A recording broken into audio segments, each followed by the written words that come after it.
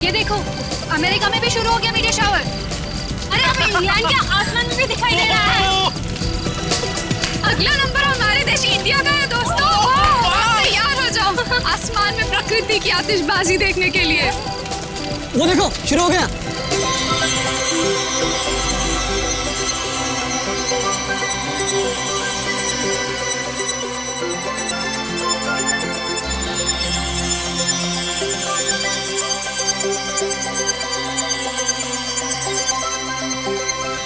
ये मेरी जिंदगी का सबसे खूबसूरत पल है। ऐसा नजारा तो मैंने पहले कभी नहीं देखा।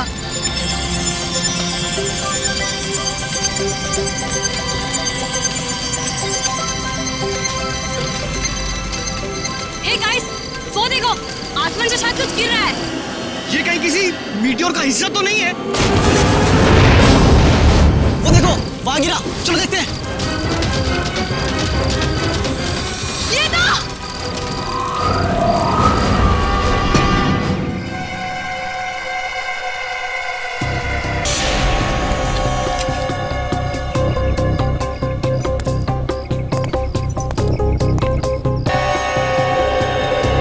लाश की हालत तो बहुत खराब है, हड्डियां वगैरह चकनाचूर हो गई है।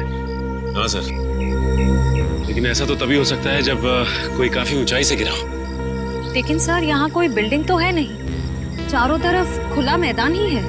लाश आसमान से गिरी है, वरना इसकी इतनी बुरी हालत नहीं होती।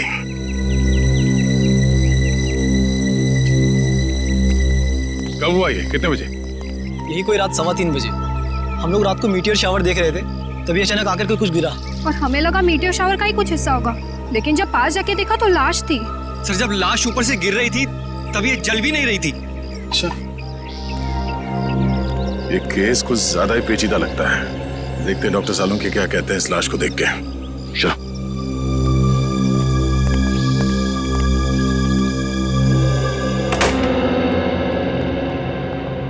अरे साउंड कैसा, कुछ पता चला? हाँ, फिलहाल तो इस आदमी की उम्र पता चली है, और वो भी डॉक्टर तारिका नहीं पता किया होगा।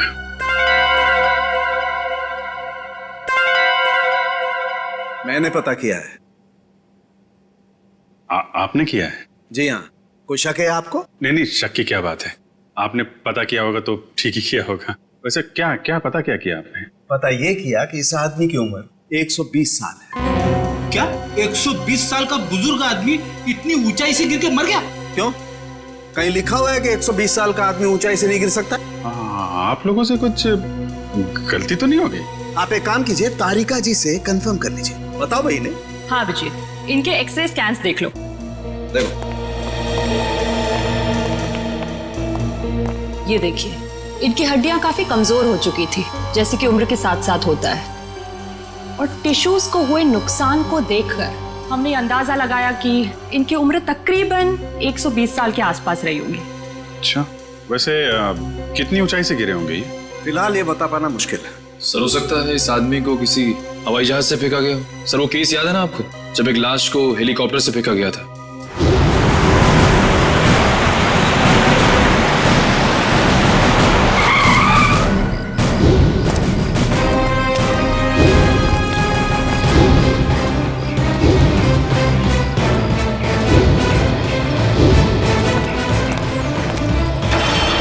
सर या फिर हो सकता है हॉट एयर बलून से, या फिर स्काई डाइविंग कर रहा होगा। अरे कैसी बातें कर रहे हो तुम लोग यार, 120 साल का बुजुर्ग आदमी स्काई डाइविंग करेगा, हॉट एयर बलून से कूदेगा? वैसे भी हमें वहां पे कोई पैराशूट वगैरह तो मिला नहीं था।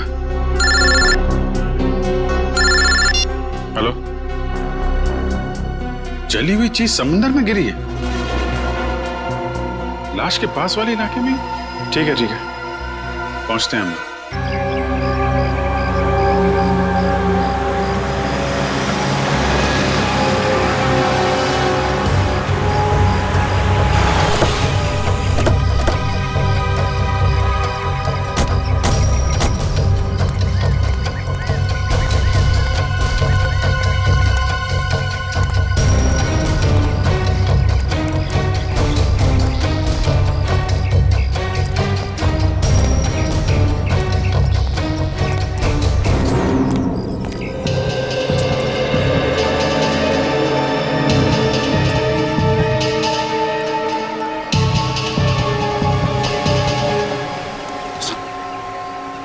कुछ पता चला क्या गिरा था समंदर में? नहीं सर, समुद्र में क्या गिरा अब तक कुछ पता नहीं चला। अच्छा, पहली बार किसने देखा था उस चीज को समुद्र में गिरते हुए? शंकर ने कह रहा था कि जब वो अनोखी चीज समुद्र में गिरी तो वो बॉम्ब की तरह फट गई और उसमें से चिंगारियां भी निकली। सर हो सकता है ये कोई बॉम्ब ही है, शायद किसी ने ऊपर से फेंका। नहीं सचिन, कोई समुद्र में बॉम्ब क्यों गिराएगा? बात कुछ और ही है। हो ना हो इसका उस लाश के साथ जरूर कुछ संबंध है। ये शंकर कहाँ है? सर वो रहा सर।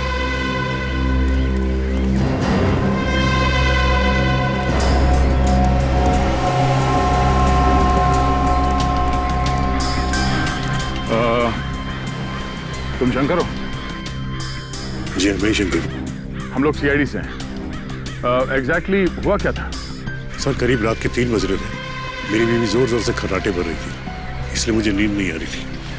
क्या आपकी वाइफ भी खर्राटे मारती है? रेडी, अब अपनी वाइफ की बातें शुरू मत कर देना। हाँ, क्या कह रहे थे आप? नींद ना आ पाने की वजह से मैं कुछ देर बाहर टहलने निकल आया। तभी अचानक मैंने देखा कोई बड़ी सी चीज जोर से छपाक करके समुद्र में गिरी। एक बहुत तेज रोशनी हुई, जैसे किसी ने आग का गोला दरिया में फेंक दिया। सर हो सकता है कि अंतरिक्ष से कोई उड़न तस्तरी गिरी होगी समुद्र में, और वो 120 साल का आदमी वो भी उड़न तस्तरी से ही गिरा होगा, फ्लाइंग सॉसर से। रेडी, मैंने तुमसे क्या कहा अभी? थोड़ी देर के लिए मौन व्रत रखो, समझे? सॉरी। जी कहिए। मैं समुद्र के नजदीक आया, ये जानने कि आखिर हुआ क्या है। तभी दूर एक आदमी की परछाई दिखाई दी। आदमी की परछाई? तुमने उसका चेहरा देखा? नहीं साहब, अंधेरा बहुत था, सिर्फ परछाई दिखी। वो आदमी समुद्र से निकला और वहां उस तरफ चलकर जाने लगा। फिर क्या हुआ? मैं उस आदमी का पीछा करने लगा क्योंकि मुझे शक था, पर वो आदमी वहां सड़क पर चलकर एक कार में बैठ गया और चला गया। कार का नंबर देखा है तुमने? नहीं साहब, नंबर तो नहीं देखा, लेकिन हाँ वो सिल्वर कलर की बैक्स्टर गाड़ी थी। उसने गाड़ी चाबी से खोली या? नहीं साहब, वो कार उसकी नहीं थी, क्योंकि उसने बहुत तिगड़म करके कार का दरवाजा खोला था। सर फिर तो कार चोरी की होगी। Thank you. अब ये पता करना पड़ेगा कि शहर में कितनी सिल्वर रंग की बैक्स्टर कार है जो चोरी हुई है और उनके नंबर्स क्या क्या हैं। सर स्पेक्ट्रोमीटर टेस्ट की रिपोर्ट आ गई है।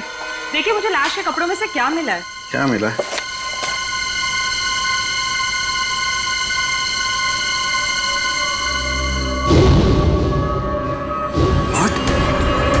Rocket fuel? हाँ सर।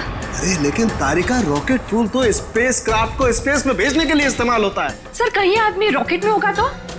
नहीं, रॉकेट में होगा तो भी क्या है, रॉकेट में होने से इसके कपड़ों पर रॉकेट फ्यूल कैसे आ सकता है Tarika? It is not possible. नहीं, ये कुछ और ही चक्कर है। क्या? ओह माय गॉड, ये कैसे हो सकता है? वो कैसा? ये मैंने क्या कर दिया? अब देखना, वो प्रद्युमन वो मेरी मजाक उड़ाएगा, आग बबूला हो जाएगा मुझसे। यार ये ऐसी गलती मैं कैसे कर सकता हूँ? गलती? कौन सी गलती सर? कहाँ निकली? उस समुद्र में जो खास चीज गिरी थी उसके बारे में क्या पता चला? सर अब तक तो कुछ पता नहीं चला है सर लेकिन गोताखोर लगे हुए हैं। सर समुद्र का वो हिस्सा काफी गहरा और खतरनाक है, इसलिए गोताखोरों को काफी दिक्कतों का सामना करना पड़ रहा है। बॉस, अभी तो और भी दिक्कतों का सामना करना पड़ेगा। और भी दिक्कतों का मतलब क्या है डॉक्टर साहब आपका? मतलब ये अभिजीत के मुझसे बहुत बड़ी गलती हो गई है। गलती? ऐसी क्या गलती कर दी सर आपने? दया, अगर प्रद्युमन ये वादा करे कि वो मुझसे नाराज नहीं होगा तो मैं बता सकता हूँ। नहीं, अरे मैं नाराज क्यों हूँगा? मैं तो मिठाई बांटूंगा, क्योंकि the great intelligent and genius doctor Salunkhe ने जिंदगी में पहली बार अपनी गलती मान ली। तो डॉक्टर साहब बताइए, क्या गलती की आपने? गलती दरअसल मुझसे ये हुई है कि उस आदमी की उम्र 120 साल नहीं है। क्या 120 साल की नहीं है? नहीं। तो फिर क्या उम्र होगी उसकी? लगभग 50 साल। क्या साळुंखे, तूने 50 साल के आदमी को 120 साल का बना दिया? इतनी बड़ी गलती की तूने? यार दरअसल उस आदमी की हड्डियां तो यही बता रही थी कि उसकी उम्र 120 साल की होनी चाहिए, मगर स्पेक्ट्रोमीटर टेस्ट के बाद उसके कपड़ों पर मिला रॉकेट फ्यूल ये बता रहा है कि ये आदमी 4-5 महीने अंतरिक्ष में रहकर आया है। क्या उसके कपड़ों पर रॉकेट फ्यूल मिला? हाँ, और अंतरिक्ष में हड्डियों की डेंसिटी हर महीने 2% घटती जाती है। मतलब लाश अंतरिक्ष में से गिरी है? नहीं फ्रेडी, लाश अंतरिक्ष से अगर गिरती तो जल जाती, धरती पर पहुंचने से पहले ही उसके चीथड़े उड़ जाते, मगर ऐसा हुआ नहीं। मतलब ये लाश किसी स्पेसक्राफ्ट से गिरा है, जब वो धरती पे वापस आ रहा होगा। मगर दया, हमारे देश से कोई स्पेसक्राफ्ट तो किसी इंसान को लेकर अंतरिक्ष में गया ही नहीं। फिर भी अभिजीत, हमें पता तो लगाना ही पड़ेगा कि है कौन ये, और फिर वो गिरा तो गिरा कहां से और कैसे, और ये तो हमें हमारी स्पेस एजेंसी ही बता सकती है। हेलो सर, मैं यहाँ का डिप्टी डायरेक्टर हूँ, हरीश मेरा नाम है। कहिए। हरीश जी, हम यहाँ पर एक ऐसे आदमी के सिलसिले में आए हैं जिसका खून हुआ है, मगर उसने अंतरिक्ष में 4-5 महीने गुजारे हैं। आपको तो इस बात की जानकारी होगी ना कि हमारे देश से कौन कौन आदमी अंतरिक्ष यात्रा करके आया। यस सर, जानकारी तो पूरी है, पर हमें ये जानकारी किसी को भी देने की अनुमति नहीं है, फिर चाहे वो सीआईडी क्यों ना हो। लगता है हरीश जी, आप इस बात की गंभीरता को समझ नहीं पा रहे हैं। एक आदमी का खून हुआ है, खून। एक ऐसा आदमी जो शायद आपका साथी था, जो आपके साथ उठता बैठता था, हंसता खेलता था, खाता पीता था, और इसीलिए हम ये जानना चाहते हैं कि क्या आपका कोई साथी लापता है क्या? सर, ये जो भी इंसान है ये हमारा साथी हो ही नहीं सकता, क्योंकि अभी तक हमारे देश की तरफ से कोई भी स्पेसक्राफ्ट एस्ट्रोनॉट लेके अंतरिक्ष में गया ही नहीं है। हो सकता है कोई चोरी छुपे गया हो अंतरिक्ष में। नहीं सर, स्पेस को इतनी साधारण जगह नहीं है, हमारी जानकारी के बिना वहां जाना असंभव है, इम्पॉसिबल। अच्छा, आपके स्टाफ में से ऐसा कोई आदमी है जो आज काम पे नहीं आया? सर, विशाल सर काम पे नहीं आए हैं। विशाल काम पर नहीं आया? अच्छा, क्या विशाल कभी अंतरिक्ष में गया था? हाँ सर, विशाल सर बहुत साल पहले अंतरिक्ष में गए थे, लेकिन किसी और देश की तरफ से। एक्चुअली सर, वो हमारे यहाँ का हेड इंजीनियर है। यहाँ के हर प्रोजेक्ट की शुरुआत उसी की देखरेख में होती है। 3 साल पहले 5 महीने के लिए वो अंतरिक्ष में गया था, जॉइंट नेशन स्पेस प्रोग्राम के तहत। अच्छा, गया था। अभिजीत, साळुंखे ने भी तो यही कहा कि वो इंसान 4-5 महीने के लिए अंतरिक्ष में था। हाँ सर, विशाल सर हमें अंतरिक्ष में जाने की ट्रेनिंग दे रहे थे। और क्या विशाल का कद 5 फुट 7 इंच था? जी। फिर तो सर, जिसकी लाश मिली है शायद वो विशाल ही है। मुझे तो यकीन ही नहीं हो रहा। नहीं हरीश जी, देखिए, जब तक डीएनए मैच नहीं होता हम यकीन से नहीं कह सकते कि वो लाश विशाल की ही है, लेकिन हमें विशाल के सारे मेडिकल डिटेल्स चाहिए और विशाल के घर का पता भी। जी।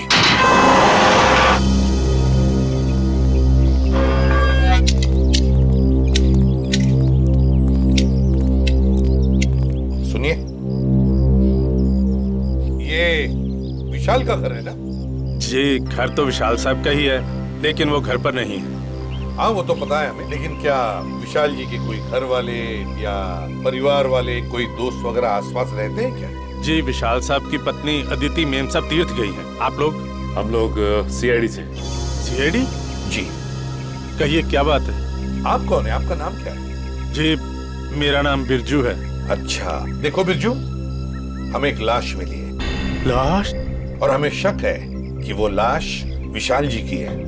ये कैसे हो सकता है? विशाल साहब नहीं मर सकते। देखिए, आप संभालिए अपने आप को। फिलहाल हमें सिर्फ शक है कि ये लाश विशाल जी की है। हो सकता है कि ये लाश किसी और की हो। भगवान करे वो लाश विशाल साहब की ना हो। वैसे आखिरी बार कब देखा था तुमने विशाल जी को? कब मिले थे उन्हें? कल सुबह जब मैं काम पर आया था तो विशाल साहब ने मेरी बाहर से ही छुट्टी कर दी थी। घर के बाहर से ही छुट्टी दी? क्यों, किस लिए? जी पता नहीं, ऐसा पहले कभी नहीं हुआ है। मैंने विशाल जी से कहा कि मैं घर की सफाई कर देता हूँ, झाड़ू पोछा कर देता हूँ, मैं फिर चला जाता हूँ, लेकिन उन्होंने मुझे घर में घुसने ही नहीं दिया। आपको उन्होंने घर में घुसने नहीं दिया? जी हाँ, उनका बर्ताव बड़ा अजीब सा था। जब उन्होंने अदिति मेम साहब के तीर्थ पर जाने की बात कही तो मुझे बड़ा अजीब सा लगा, मुझे यकीन ही नहीं हुआ। लेकिन क्यों? क्योंकि अदिति मैडम इस तरह अचानक कहीं नहीं जाती।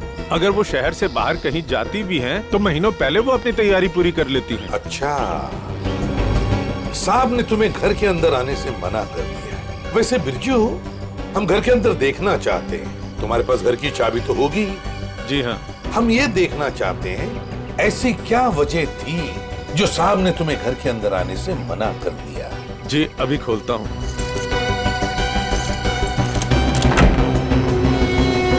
आइए साहब। सचिन, घर को अच्छी तरह से देखते हैं, देखते कुछ मिलता है क्या। चलो।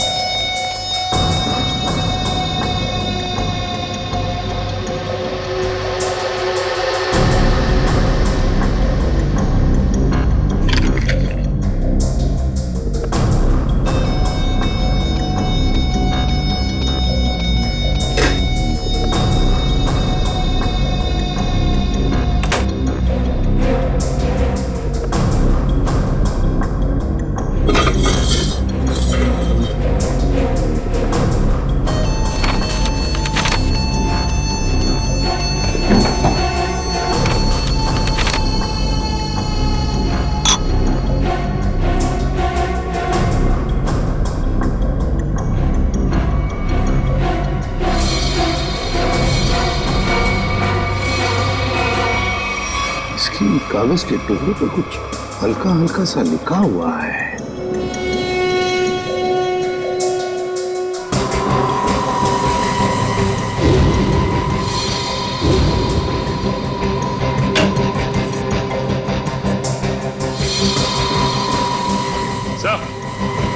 हाँ सचिन, ये देखिए सर, जूतों के निशान। वो इस खिड़की से इस घर के अंदर आया है। उसके जूतों के निशान इस पेपर पे भी है सर। सचिन, घर की हालत को देखकर तो ऐसे नहीं लगता कि घर में कुछ चोरी हुई है, लेकिन जो भी इस घर में इस खिड़की से घुसा है वो या तो इस घर का आदमी है या फिर कोई ऐसा आदमी जो इस घर के बारे में और घर के लोगों के बारे में अच्छी तरह से जानता है और किसी खास मकसद से ही इस घर में घुसा है, किसी खास मकसद से। दया, वो चोरी हुई गाड़ी के बारे में क्या पता चला? सर जगह जगह पुलिस चेकिंग कर रही है, बहुत जल्द गाड़ी मिल जाएगी। साळुंखे, तू यहाँ क्या कर रहा है? वो लगता है फिर से गलती करके आ गया ये। यार प्रद्युमन, तुम कभी सुधरोगे नहीं क्या यार? अरे यार नहीं, कोई मजाक नहीं। ठीक है, आगे से तुम किसी ऐसे इंसान से काम कराओ जिसने अपनी जिंदगी में कभी कोई गलती नहीं की। मैं जा रहा हूँ, बाय। अरे सर, डॉक्टर तारिका। क्या? मेरे कहने का मतलब है सर कि तारिका जी अकेली पड़ जाएंगी अगर आप चले गए तो। अच्छा, तो मतलब आपको तारिका जी की फिक्र है, सालुके की फिक्र नहीं है ना? ठीक है, तो मैं जा रहा हूँ। ठीक है, बाय। यार लेकिन जो बात बताने के लिए आया था वो तो बता के जा। वो आप इनकी डॉक्टर तारिका जी से पूछ लीजिएगा। मैं जा रहा हूँ, बाय। अच्छा ठीक है, बाय। 1 मिनट में वापस आ जाएगा। हाँ दया, देखा? देखो दया, मैं ना सिर्फ और सिर्फ तुम्हारी वजह से वापस आया हूँ। हाँ, क्योंकि मैं जानता हूँ एक सिर्फ तुम हो जो मुझे अच्छी तरह से समझते हो। बाकी ये लोग तो मेरी नौकरी छीनने पर लगे हुए हैं। सर वो मैं नहीं, कुछ कहने की जरूरत नहीं है। मैं तुम्हें बहुत अच्छी तरह से समझता हूँ। वैसे समझता मैं इन लोगों को भी बहुत अच्छी तरह से हूँ। वैसे दया, जो बात तुझे बताने के लिए आया था जरा पूछ ले, क्या बात है? सर देखो दया, जो लाश आप लोगों को मिली थी ना, उसका डीएनए मैच हो गया है और वो लाश विशाल की है। क्या? विशाल की है? मतलब हमारा शक सही निकला? बिल्कुल। और जो जूतों के निशान आपको विशाल के घर से मिले थे वो किसी ऐसे आदमी के जो एक पांव से लंगड़ा के चलता है। ये कैसे पता चला सालुंखे सर? देखो, जब कोई इंसान लंगड़ा के चलता है तो उसका एक पैर पर वजन ज्यादा होता है और दूसरे पैर पर वजन कम होता है, और इसीलिए दोनों पैरों का अलग अलग निशान पड़ता है। वाह सालुंखे साहब, वाह, बड़ा तगड़ा ऑब्जर्वेशन है आपका। Thank you. समझता क्या है? वैसे साळुंखे यार, वो कागज के टुकड़े जो मिले थे विशाल के घर से, उन पर कुछ लिखा हुआ था, वो क्या है?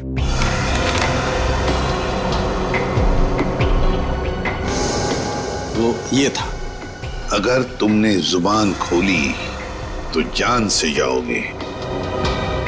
विशाल को धमकी? लगता है विशाल कोई राज जान गया था सर, और इस राज की कीमत उसे अपनी जान गंवा के देनी पड़ी। सर खूनी जरूर इस स्पेस एजेंसी का ही कोई होगा सर, या फिर आसपास का कोई होगा, वरना स्पेसक्राफ्ट या हवाई जहाज से उसे नीचे फेंकना मुश्किल है सर। बिल्कुल वैसे ही हुआ होगा। बॉस, अभी सालुके के सुरागों की पोटली खाली नहीं हुई है। और भी कुछ बाकी है क्या? हाँ, एक ऐसी चीज जो आपको खूनी के एकदम नजदीक तक ले जाएगी। तो बताइए ना डॉक्टर साहब। देखो दया, इन लेटर्स को गौर से देखो। इस आदमी ने ये लेटर्स कैपिटल में लिखे हैं ताकि अपनी हैंडराइटिंग को छुपा सके, लेकिन इनको जरा गौर से देखो। ये लेटर्स कहीं कहीं पर हिले हुए हैं, कमजोर है। मुझे लगता है इस आदमी का हाथ कांपता था जब ये लिखता था। कमाल है सर, धमकी भरा खत लिखता है और लिखते वक्त हाथ भी कांपता है। डर की वजह से? बिल्कुल सही फ्रेडी, डर की वजह से ही। दरअसल इसके हाथ में कोई तकलीफ थी, न्यूरोटिक तकलीफ। जब ये डरता था, इस आदमी का हाथ कांपता था। जब इसने ये नोट लिखा, ये डरा हुआ था, इसीलिए इसका हाथ कांप रहा था और ये अक्षर इस तरीके से बने। हाथ में तकलीफ? विशाल सर बहुत साल पहले अंतरिक्ष में गए थे, लेकिन किसी और देश की तरफ से। सर वो घटोत्कच, विशाल का असिस्टेंट। विशाल कुछ लोगों को ट्रेनिंग दे रहा था अंतरिक्ष में जाने के लिए, ये घटोत्कच भी उनमें से एक था। मगर अभिजीत, अंतरिक्ष में जाने के लिए वो आदमी मानसिक तौर पर और शारीरिक तौर पर बिल्कुल फिट होना चाहिए, हट्टा कट्टा होना चाहिए। इस घटोत्कच को क्यों सिलेक्ट किया गया? उसके तो हाथ में तकलीफ है। और घटोत्कच के इस कमजोरी के बारे में विशाल को पता चला, इसलिए शायद घटोत्कच ने विशाल को अपना मुंह बंद रखने के लिए उसे जान से मारने की धमकी दी होगी। ये हो सकता है। महाराजन, क्या? देखो, सभी पुलिस स्टेशन में खबर कर दो, उसकी फोटो भिजवाओ, सब जगह नाकाबंदी करवा दो। ओके? क्या हुआ? सर, ये विशाल की पत्नी अदिति, ये किसी तीर्थ यात्रा पे नहीं गई है। उसने किसी भी बस, ट्रेन या फ्लाइट की टिकट बुक नहीं करवाई। वो गायब है। अदिति गायब है? गायब है अदिति? तो फिर ये गई कहां? और फिर विशाल को मारा किसने और क्यों मारा? इन सारे सवालों का जवाब तो अब घटोत्कच ही देगा। घटोत्कच।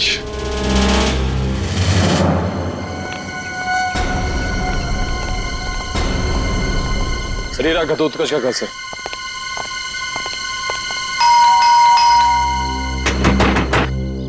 दरवाजा खोल ही नहीं रहा है। पीछे से कुछ आवाज है? हाँ।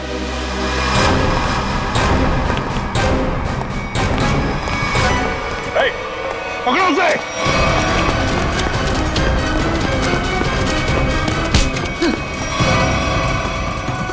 सीआईडी से भाग रहा है? कहाँ भाग रहा है? मुझे छोड़ दीजिए सर, मैंने कुछ नहीं किया सर। कुछ नहीं किया तो भाग क्यों रहा था? मैं जानता था सर कि आप लोग मुझ पे शक करेंगे। आप लोग मुझ पे शक करेंगे? शक नहीं करेंगे तो क्या पूजा करेंगे? हाँ?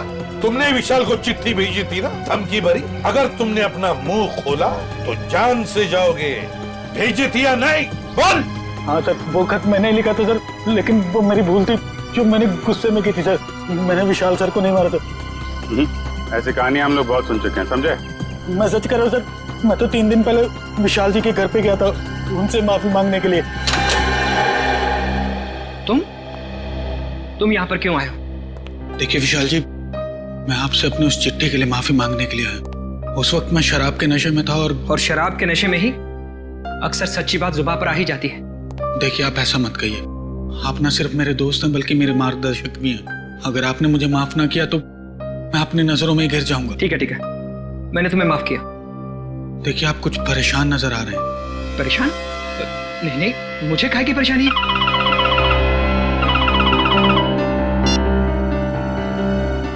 हेलो जी, ठीक है, आप जैसा कहेंगे मैं बिल्कुल वैसा ही करूंगा, लेकिन मेरी पत्नी पर कोई आंच नहीं आनी चाहिए।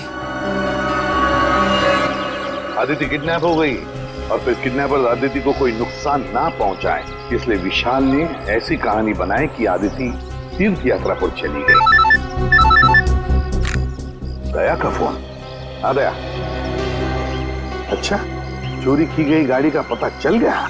एक्सीलेंट।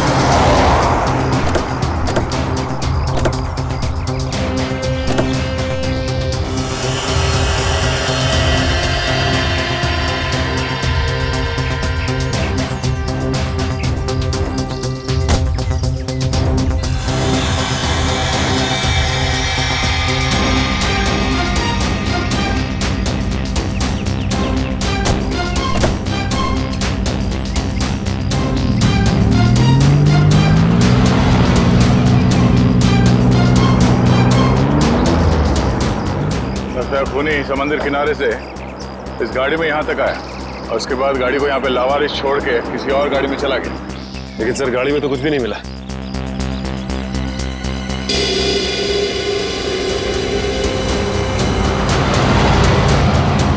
ये देखो, सीसीटीवी कैमरा लगा हुआ है इस ट्रैफिक पोस्ट पे। जरूर उस खूनी का चेहरा इस कैमरे कैद हो गया होगा। इसके लिए काम करो, आरटीओ को कांटेक्ट करो और इस कैमरे की फुटेज ले लो। सर, हेलो, क्या अदिति मिल गई? कौन सा हॉस्पिटल में है? हेलो सर, मैं इंस्पेक्टर प्रशांत। हाँ, मैंने ही आपको फोन किया। अच्छा, अदिति की तबीयत कैसी है? सर, उन्हें गोली लगी थी। गोली लगी थी? जी हाँ, उनका ऑपरेशन हुआ है, अब वो खतरे से बाहर है। लेकिन ये आदिति मिली कहाँ तुम लोगों को? सर हम लोग पेट्रोल पे थे। Hello control room. Yes sir, यहाँ सब कुछ ठीक है सर, ओवर। अरे राघव, वो देखो किसी औरत को जबरदस्ती ले जाया जा रहा है। कहीं अदिति तो नहीं जिसकी फोटो सीआईडी ने भेजी थी हर जगह ढूंढने के लिए? हो सकता है। चलो देखते, पीछा करो उसका। चलो जल्दी। एक काम करो, सारे बंदी रखो ताकि उन्हें पता नहीं चले कि हम लोग उनका पीछा कर रहे हैं। बोल रहे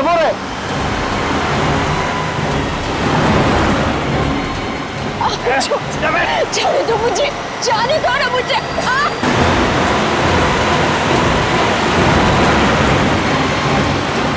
कैसे भी पकड़ना है उन लोगों को, पीछा करो जल्दी। देखो, देख लो।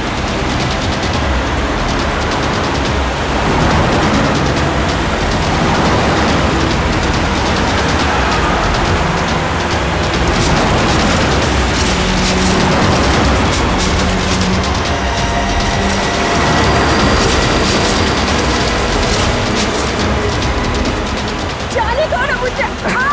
जाने देंगे, जाने से पहले तोहफा तो लेके जाओ। ऐसा तोहफा दिखाता हूँ मैं तोहफा। ये है मेरा तोहफा। चलो ले चलो।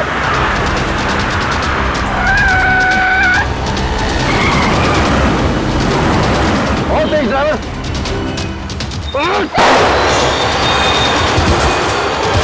जल्दी चलो।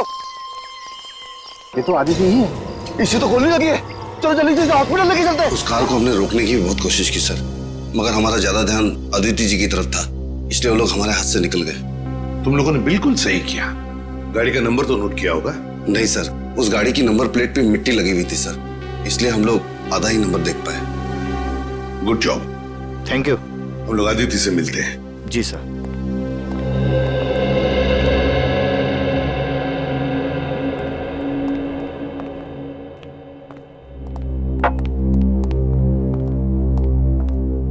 अदिति, अब कैसी हो? ठीक हूँ। आप कौन? मैं एसीपी प्रद्युमन, सीआईडी से। सीआईडी से? मेरे पति कहाँ हैं? बहुत जल्दी आ जाएंगे। बस एक बात बताओ, ये सब कैसे हुआ तुम्हारे साथ? 2 दिन पहले जब मैं सब्जी मंडी से घर लौट रही थी, कुछ लोग मुझे अपने गाड़ी में डालकर साथ ले गए। उनमें से किसी का चेहरा देखा आपने? नहीं, उन्होंने अपने चेहरे पर मास्क डाल रखा था। ओह, मास्क पहन रखा था। वैसे कहाँ लेकर गए वो तुम्हें, कुछ बता सकती हो? पता नहीं, उन लोगों ने मुझे कुछ खिलाकर बेहोश कर दिया था। एक अंधेरे कमरे में रखा था और वो मुझे विशाल के काम के बारे में सवाल पूछ रहे थे। विशाल के काम के बारे में? तो तुमने क्या कहा? मैंने उन्हें कहा कि विशाल अपने काम के बारे में मुझसे कोई बातचीत नहीं करते, लेकिन उन्हें लगा कि मैं झूठ बोल रही हूँ।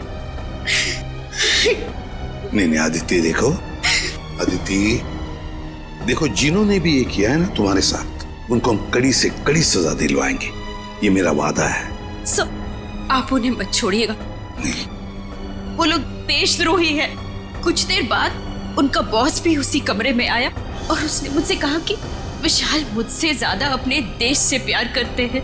मैंने उन्हें जवाब दिया कि मुझे गर्व है कि विशाल पहले एक अच्छे नागरिक है और फिर एक अच्छे पति। बिल्कुल सही कहा तुमने, बिल्कुल सही कहा। और सच कहूं, हमें भी तुम पर गर्व है, क्योंकि तुमने ये सब किया ना इसकी वजह से।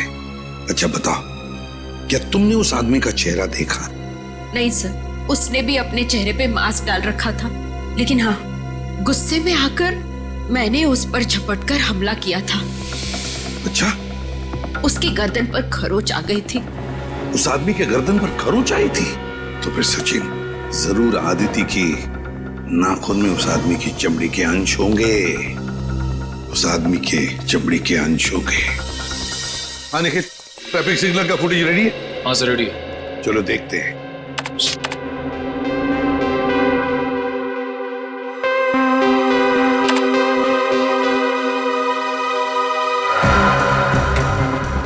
रात का फुटेज है, समझ में नहीं आ रहा है। दिन का फुटेज दिखाओ।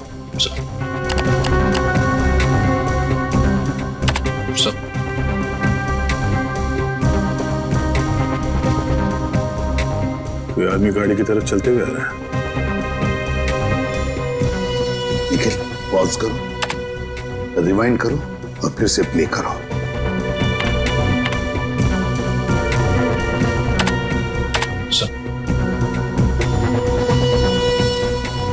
और जो जूतों के निशान आपको विशाल के घर से मिले थे वो किसी ऐसे आदमी के जो एक पांव से लंगड़ा के चलता है।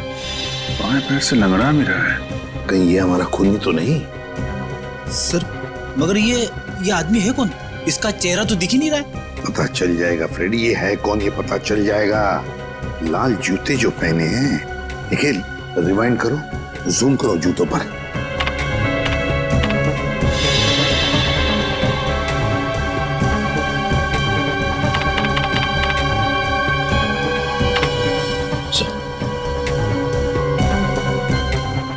ये जूते मैंने कहीं देखे हैं सर। देखे? कहां पर? किसके पैरों में?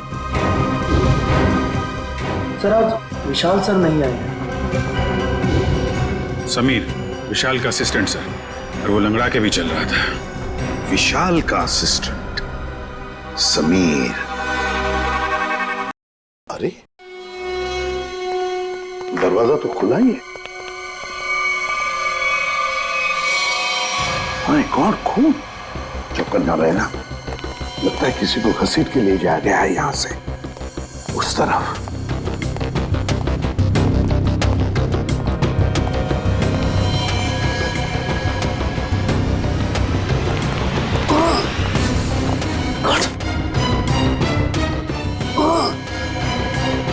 सर ये तो समीर है। समीर, जल्दी से एम्बुलेंस बुला। समीर, घबराओ मत, देखो हम लोग सीआईडी से। हेलो, कुछ नहीं होगा, एम्बुलेंस बुलाई है हमने।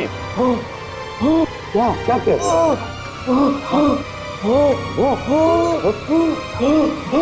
क्या बताओ बताओ। Sameer, Sameer. Okay, thank you sir.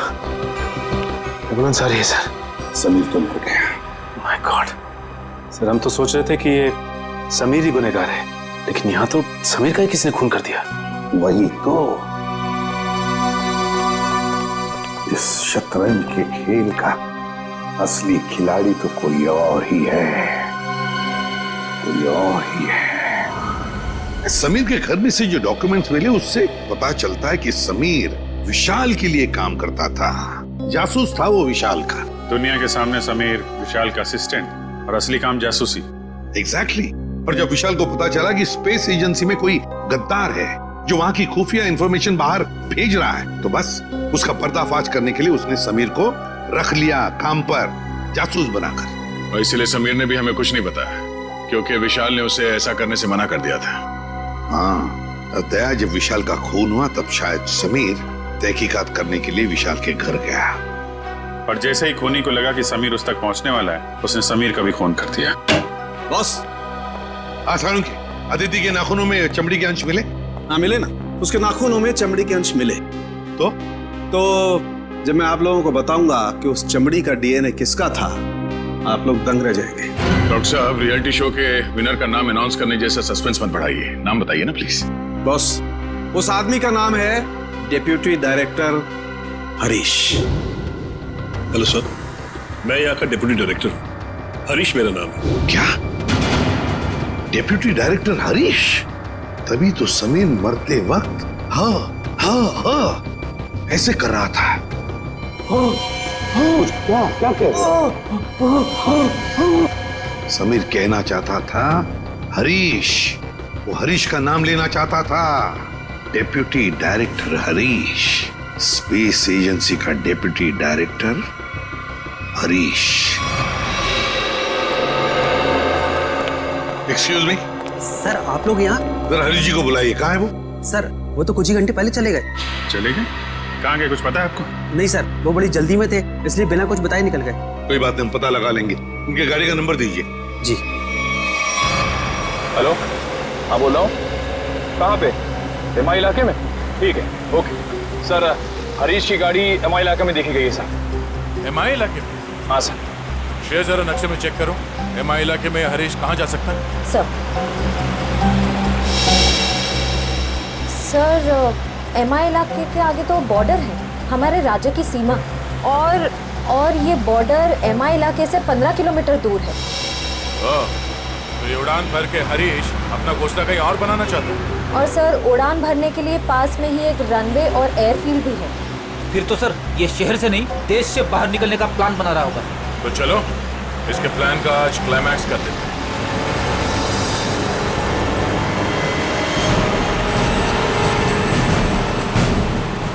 Sir वो देखिए हरीश की गाड़ी है।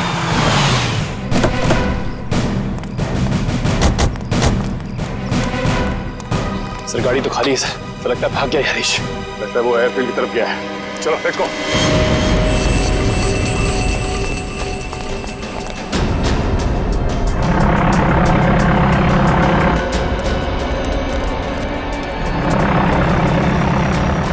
सर उसका प्लेन तो टेक ऑफ करने वाला है।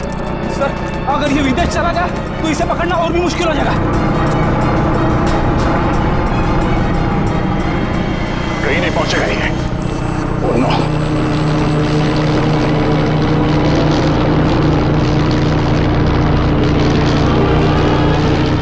सर हम कंट्रोल टावर से पता कर सकते हैं कि ये प्लेन किस दिशा में और कौन से देश की तरफ गया है।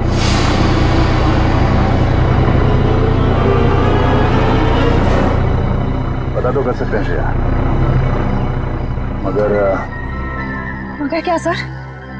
पता नहीं क्यों मुझे ऐसा लग रहा है कि हम अब भी असली खून तक नहीं पहुंचे हैं।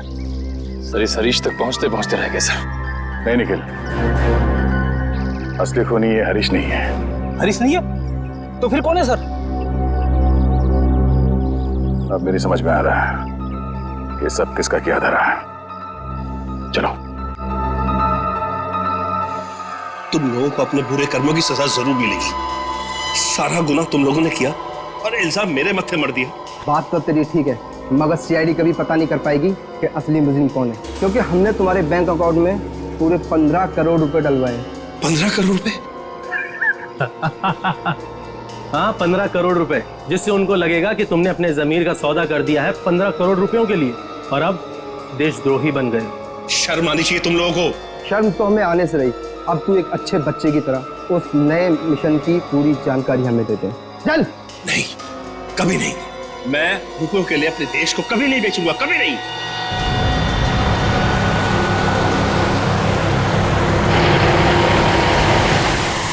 देख, मैं तुझे आखिरी बार बोलता हूँ, बता दे, जिंदा छोड़ दूंगा तुझे, वरना तुम्हारे मरने के बाद वो जानकारी तो हम हथिया ही लेंगे। एक गद्दार की जिंदगी जीने से एक देशभक्त की मौत मरना मुझे ज्यादा गवा रहा है, समझे तुम लोग? हाँ, मगर अफसोस, कानून और देशवासियों की नजरों में तू हमेशा एक गद्दारी कहलाएगा। नहीं रहेगा। कोई अपनी जगह से नहीं लेगा।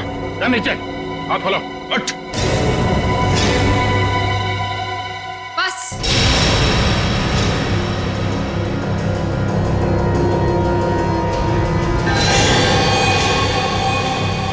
बहुत हो चुका ये नाच गाना, अब काम की बात करें। हाँ, काम की बात भी हो जाएगी। अदिति, तुम लोग मुझे देखकर चौंके नहीं? नहीं, हमें पहले ही पता चल गया था। ज्यादा चालाक बनने के चक्कर में तुम खुद अपनी जाल में फंस गई। तुम्हें याद है, तुमने कहा था कि 2 दिन पहले तुमने हरीश के गले को खरोचा था। हा? मैंने उस पर झपटकर हमला किया था। अच्छा। उसकी गर्दन पर खरोच आ गई थी। हाँ तो? मगर जब हम हरीश से मिलने स्पेस एजेंसी गए थे, तब उसके गले पे खरोच का ऐसा कोई भी निशान नहीं था। नहीं सर, स्पेस को इतनी साधारण जगह नहीं है। हमारी जानकारी के बिना वहां जाना असंभव है। और हमसे मिलने के बाद हरीश के गले पे खरोच का निशान बनाया गया ताकि तुम हमें गुमराह कर सको। सर इन लोगों को बिल्कुल मत छोड़ना। इन लोगों के पास देश की एक ऐसी खुफिया जानकारी है जो ये अरबों रुपए में दुश्मन को बेचना चाहते हैं। अपनी जेब भरने के लिए देश की सुरक्षा का सौदा करने चली थी तुम। अब चलो, मायके चलने की तैयारी करो। तुम लोग ऐसे नहीं मानोगे। सीआईडी के ऊपर गोली चलाने की कोशिश कर रही हो? ये रहा उसका इनाम। बोलो, क्यों किया तुमने ये सब? मैं दुश्मन देश की जासूस हूँ। 8 महीने पहले मैंने विशाल से शादी की ताकि भारत की स्पेस एजेंसी की सीक्रेट्स और आने वाली प्रोजेक्ट्स की जानकारी मैं चुरा सकूं। मगर तुम्हारे पति विशाल को तुम्हारी हरकतों और हाव भाव पे शक हुआ और इसीलिए उसने तुम्हारे पीछे जासूस लगा दिए। विशाल को सिर्फ इतना ही शक था कि स्पेस एजेंसी में कोई गद्दार है, लेकिन वो ये नहीं जानता था कि गद्दार खुद उसकी पत्नी ही है। जब तुम्हें ये जासूसी वाली बात पता चली तो तुमने उस जासूस समीर को मार दिया और अपने आप को अगवा करने का प्लान बना लिया। क्योंकि मुझे लगा था कि मुझे छुड़वाने के लिए विशाल उन अगवा करने वाले लोगों को वो खुफिया जानकारी दे देगा, लेकिन शायद विशाल को मुझसे ज्यादा देश से प्रेम था, इसलिए विशाल ने उन्हें गलत इंफॉर्मेशन दी और मुझे छुड़वा लिया। और तुम्हें इस बात का गुस्सा आया और तुमने विशाल को प्लेन से नीचे धक्का दे दिया। हाँ, मैंने प्लेन क्रैश करवाया था और खुद पैराशूट से नीचे आ गई। और फिर तुमने मुझे फंसाने का प्लान बनाया? क्योंकि मैं चाहती थी कि विशाल के खून का और इस सारी गद्दारी का इल्जाम तुम्हारे सर पर आ जाए। मगर तुमने कभी ये नहीं सोचा कि सीआईडी कभी ना कभी सच का पता लगा ही लेगी। तुम इस देश को बर्बाद करना चाहती थी, अब इस देश की खातिरदारी भी देख लो। फांसी के लिए तैयार हो जाओ तुम।